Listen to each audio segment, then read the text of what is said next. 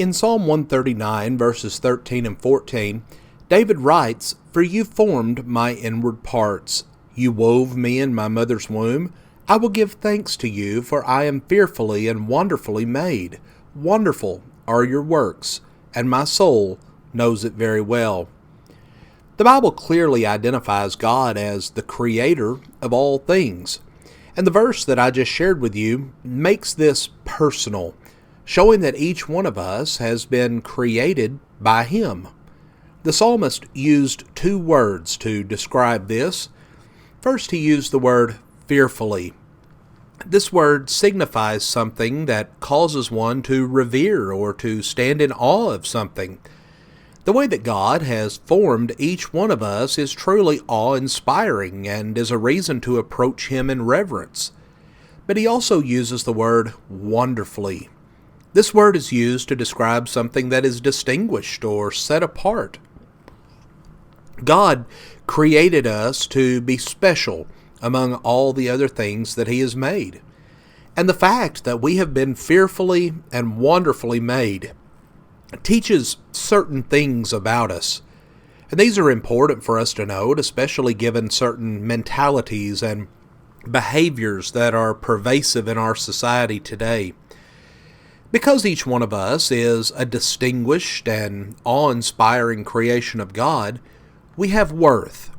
Unlike the other living things that God has created, we were made in His image, Genesis 1:26 and 27, and each one of us is valuable enough to God that He sent His Son to redeem us from our sins through His blood on the cross, 1 Peter 1, verses 18 and 19.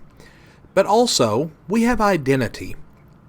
God knew us before we were formed in the womb, Psalm 139:16, and from the beginning He made us as male and female to complement and support one another. But also we have place. When God created man, He placed him over the creation, Genesis 1:28. However, man is still lower than the angels, according to Psalm 8, 4 through 5. And God is infinitely higher than us, Isaiah 55, verses 8 and 9. But also we see that we have purpose. God made us for a reason. Our purpose in life is to fear God and keep His commandments, Ecclesiastes 12 and verse 13. And He created us to engage in the good works that He has prepared for us to do, Ephesians 2:10. And it's vitally important that we are teaching these truths to those who are around us, as well as reminding our brethren of these things. Many ideas and practices that have become common in our society are directly opposed to our God-given sense of worth. The practice of abortion, in which the life of an unborn child is deliberately terminated, shows a complete disregard for the innocent life of one who was made in God's image. Racism is a similar mentality in that it devalues a group of people who were created by God. This may also be manifested in elitism, the belief that we are better than others, or class warfare, which often promotes the hatred of the rich. All of these ideologies dehumanize others by rejecting their inherent worth as ones made in the image of God. But also we think about identity. Over the last few years, transgenderism has gone from being a fringe ideology to enjoying mainstream acceptance. Yet, at its core is the idea that we were not fearfully and wonderfully made as male and female. Instead, God's design for many of us was mistaken and confused. The practice of homosexuality is related to this. God made male and female, and the institution of marriage for the fulfillment of sexual desires and to carry out the work of procreation. Yet homosexuality rejects God's design and results in the practitioners of it to adopt an identity that is contrary to nature.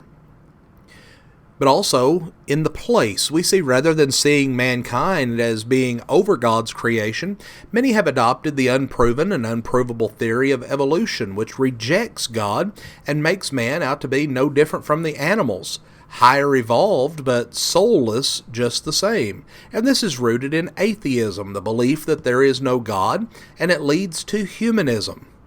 but also in purpose. God created us for a purpose.